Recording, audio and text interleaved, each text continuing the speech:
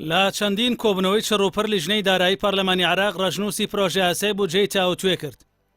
دوایین تەوەری گفتوگەکانیشی پرسی بەشە بودجە و شایستە دارایەکانی هەرێم و نەوت و داهاتەکەی بوو. دوجار بە ژمارەیە گۆڕانکاریەوە مادەکانی تایبەت بە هەرێم یەکلا کرانەوە.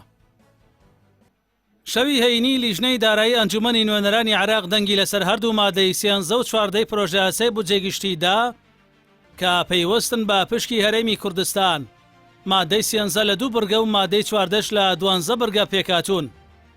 لە مادەی 13 پرۆژە یاساکەدا لایەنی بەرپرس لە هەناردەکردنی نەوتی هەرێمی کوردستان لە جێی حکوومەتی هەرێم کراوەتە کۆمپانیای بە بازاڕکردنی نەوتی عێراق سۆمۆ و دەسەڵاتی بەکارهێنانی نەوتەکەشی پێدراوە. بە پێچەوانەی ئەو دەقەی حکوومەت بۆ پەرلەمانی ناردبوو کە حکوومەتی هەرێمی کوردستانی ناچار دەکرد ڕۆژانە 400,000 بەرمیل نەوت هەناردە بکە. لیژنەی دارایی بڕگەی وا هەموار کردوتەوە کە هەرێم ڕۆژانە لانیکەم 400,000 بەرمیلی کێڵگەکانی ڕادستی وەزارەتی نەوت بکە تا لە ڕێی سۆمەوە هەناردەی بکات یان لە پاڵەوگە نەوخۆیەکان بەکاری بێنێت.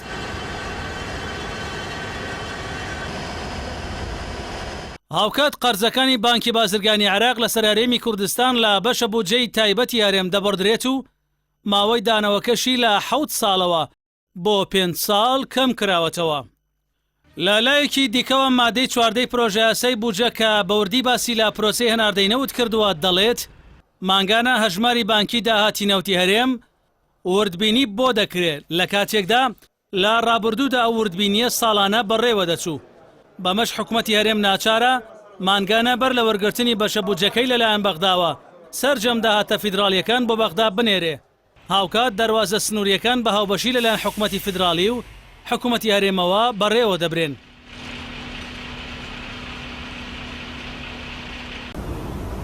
هەرچی دەربارەی حکوومەتی هەرێمیشە دەبێت پێشینەی کارەکانی لە ڕووی خەرجکردنی بەشە بودجەکەی بۆ موچەی فەرمانبەران و خانەنشینان بێ. دادپەروەریش لە نێوان پارێزگاکاندا ڕەچاو بکە. هەر پارێزگایەکیش سکاڵی لەسەر و پشکە هەبێ کە لە هەولێرەوە بۆ دیاریکراوە دەتوانێت ڕاستەوخۆ بەشە بودجەی خۆی لە بەغداوە وەربگرێت. لەبارەی پاشەکەوتی موچەی فەرمانبەرانیشەوە حکوومەتی هەرێمی کوردستان ناچار کراوە بەوەی مانگانە با بڕێک کەمتر نەبێت لە سەدادەی موچەی هەر فەرمانبەرێک وەک گێڕانەوەی پاشەکەوتی ساڵانی ڕابردوو بە موچەخۆران بداتەوە.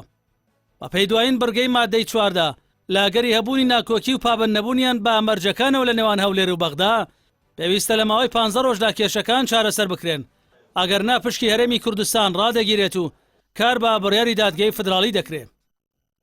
قانون النفط والغاز لحكومة أقليم كردستان ئەوەی لە مادە و بڕگەکانی پرۆژە یاسای بودجەی عێراق پەیوەست بە هەرێمی کوردستان دەخوێنرێتەوە. توندکردنەوەی ڕێکار و تۆخکردنەوەی پابەندیە فیدراڵیەکان و سنووردارکردنی دەسەڵات و زیادکردنی چاودێریە لەسەر هەرێمی کوردستان.